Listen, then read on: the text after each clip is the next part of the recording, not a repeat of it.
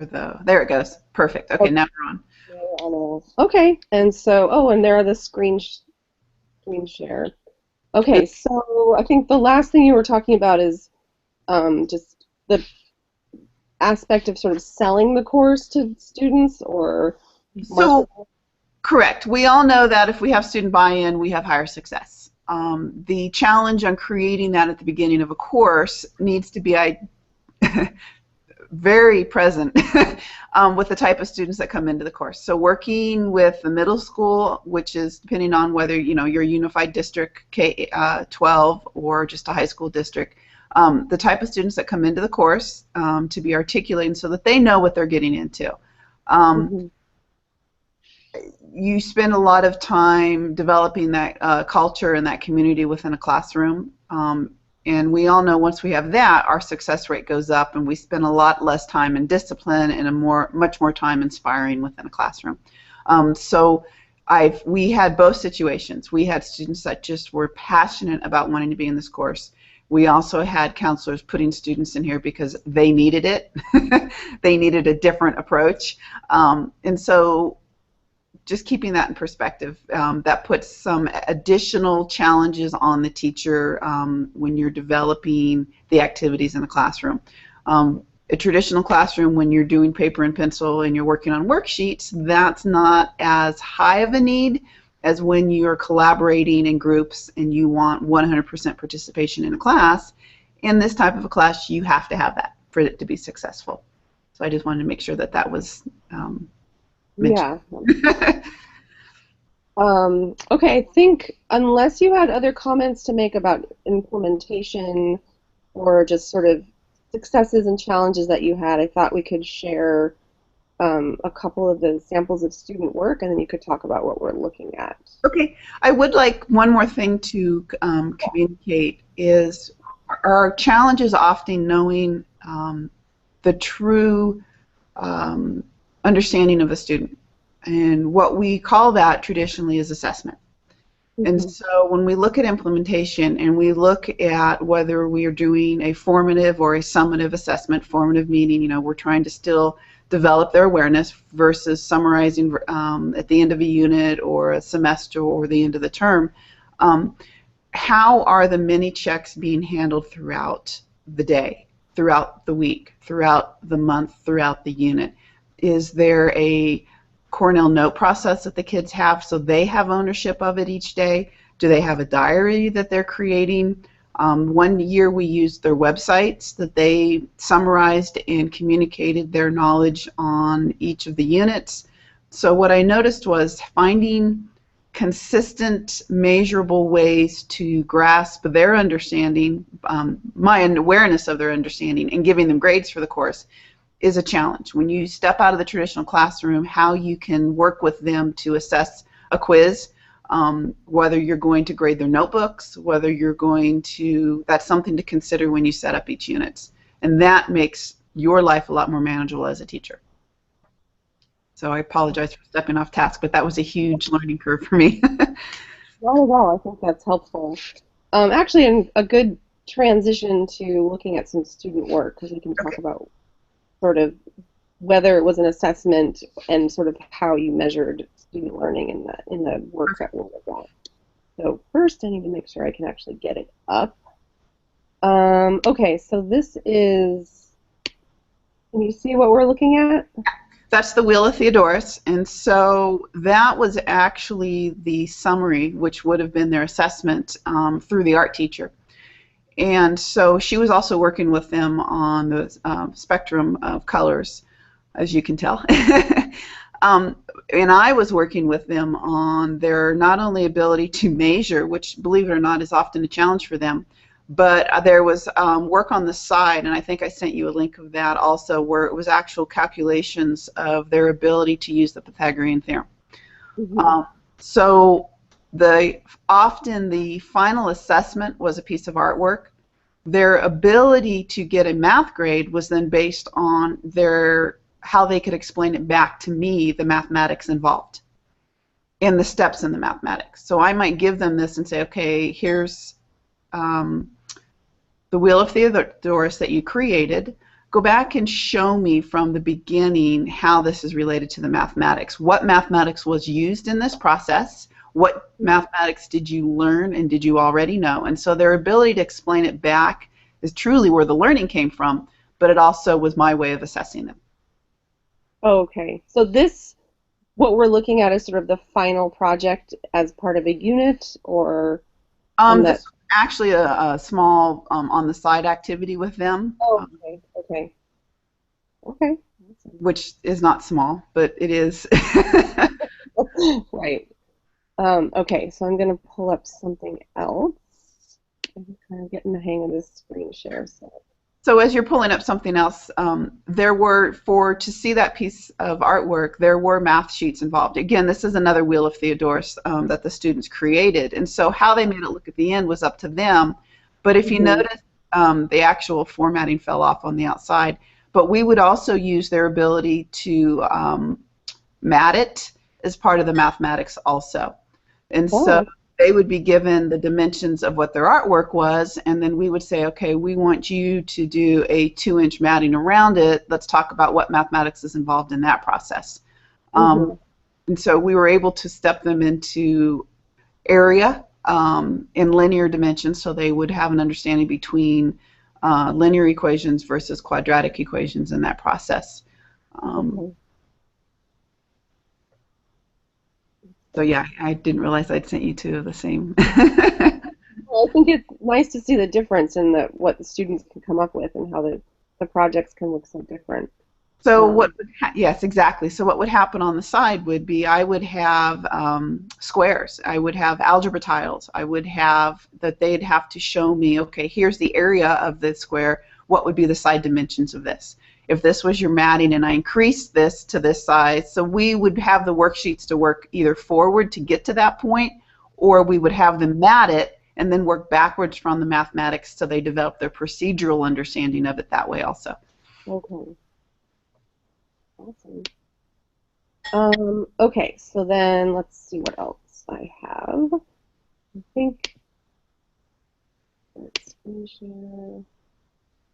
This was one of the first units, and these two young ladies were exceptionally, you can only see the top part of the, both of them to me loving art, hating mathematics.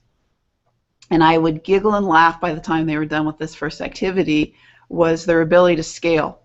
And I'm like, you have a intuitive mathematical sense in that you can see proportion quite well. And they'd look at me and go, well, yeah, I know, their facial features. And so we would spend the time talking to them, having them grid off their paper. So we would take a picture of them in black and white, which you see on the right, and then they would have to grid off their paper. That alone is a challenge for many of them, having to come up with whether it was 1-inch squares or centimeters. So once they had the ability to actually work with a ruler, which was very non-artistic, but very fundamental to their ability to calculate. I just lost you. There you go. Oh. I don't know why my computer stopped.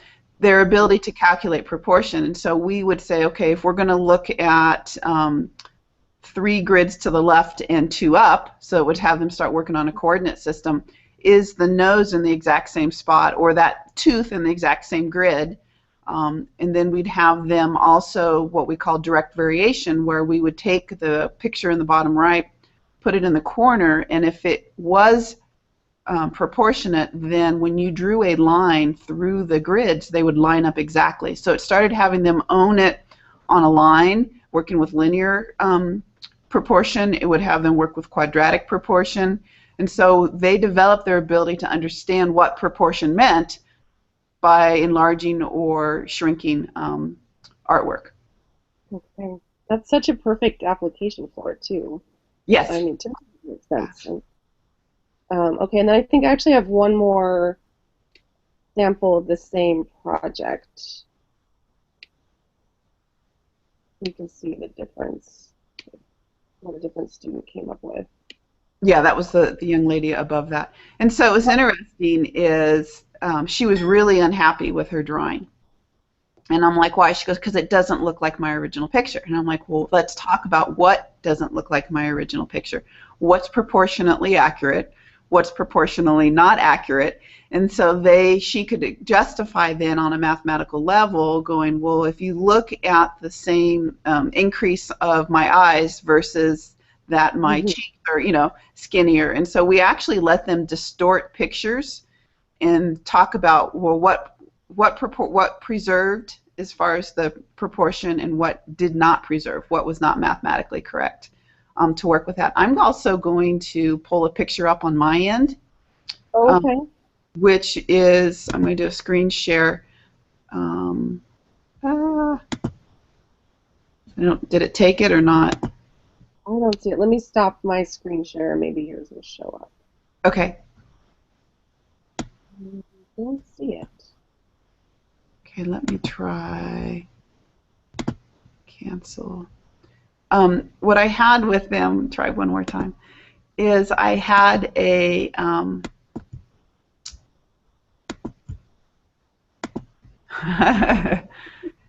it didn't work. I'm sorry. I couldn't make it work. What I had was a picture of the golden rectangle, and so we would work with them on divine proportion at that point and start developing, the basic ratio proportion, but taking them into higher level mathematics and what the equations would look like when you solve them, and how do you get a what we'd call a quadratic versus a linear proportion. So it allowed itself to expand their mathematical awareness, but also go into the art history perspective of what's aesthetically pleasing. In one of the units, thinking it was Unit 5, we also took them into, we talked to them about NCIS and about how they do facial recognition and the mathematics that, it was Unit 3, working with the human body and developing quadratics. So the other concept on this mathematics is it's not done in a traditional approach. Where you throw in the mathematics might be completely out of order to what would allow itself to a natural flow based on their previous skill level. So for example, throwing in quadratic equations is something we normally don't do until the end of Algebra 1. Throwing that in the beginning, okay, these are quadratics, we're going to be investigating the mathematical skills needed behind this, and so you would work with them on what they needed for that unit. And so that was something that we hadn't really talked about, where instead of leading itself up each unit to the skills, we would pull in the skills, and that requires work with the art teacher and the math teacher and some background with your level of students to know, okay, these are the things I need to make sure they have down in order to be successful in this unit. So let's start the unit. We're going to work on quadratics. Okay, today in order to do this class, these are the basic skills you need to be able to do, which might be we're going to work on basic factoring today. So that's how the artwork and the mathematics would go together in a different approach. Yeah, I like it though. I mean, it kind of illustrates what we talk about all the time, which is authentic integration, which is sort of having assignments that really require the application of both sets of skills. The artistic skills they're learning as well as the mathematical skills. And the assignments, all of the ones that you've talked about, really lend themselves to learning both, so it can enhance the students' learning of both sets of skills in a way that's like meaningful and authentic and not just sort of weird and illogical. Exactly. And to be honest, I think this is some personal philosophy, but I think it lent itself to the communication we had with the UCs is we want students that can think. We want students that have a healthy approach of inquiry, of investigation, and so giving them the opportunity and saying, okay, today you're learning this because this is what's on the schedule for the year, versus, well, what would we need to know to do this? What do you need to be able to solve? So keeping as much as the inquiry, facilitation of inquiry process to keep them successful and being lifelong learners will allow them to investigate on their own and allow us as facilitators of their knowledge to bring in and support and redirect in the mathematics versus, okay, today you've got to do this, we're going to learn how to solve quadratic equations because this is what I need to make sure you have down by the time you leave my class. Yeah, no, that makes sense. And I think that's a good note to end on, unless you had anything else that you wanted to share before we sign off. Nope, I think we're good. Thank you. All right. Thank you so much for sharing your time and for dealing with our technical and logistical. I feel like people are going to kind of get the information they need, and if there's some follow-up questions, maybe we can figure out if there's a way for you to address them. But otherwise, I feel like this will be a good resource for people to learn more about the course and what it's really like, kind of teaching it in the classroom and implementing it. Thank you, Katie. Yeah, thank you. Okay, bye. Bye-bye.